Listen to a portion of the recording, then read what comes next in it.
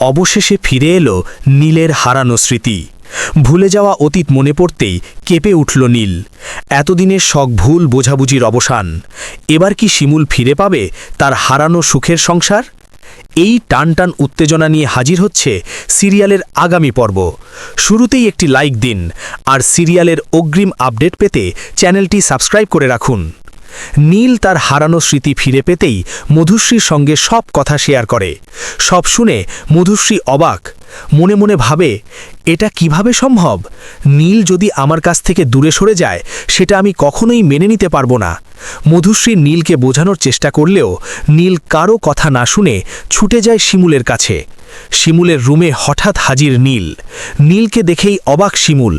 দৌড়ে উঠে গিয়ে নীলকে জড়িয়ে ধরে বলে, আমি জানতাম একদিন তোমার স্মৃতি ফিরে আসবেই, আমি শুধু এই আশাতেই ছিলাম। শিমুল আনন্দে কেঁদে ফেলে, নিজের মনের সব কথা বলতে থাকে। নীল শিমুলের চোখের জল মুছে দেয়। আর এভাবেই কি ফিরে এলো শিমুলের সাজানো সংসার?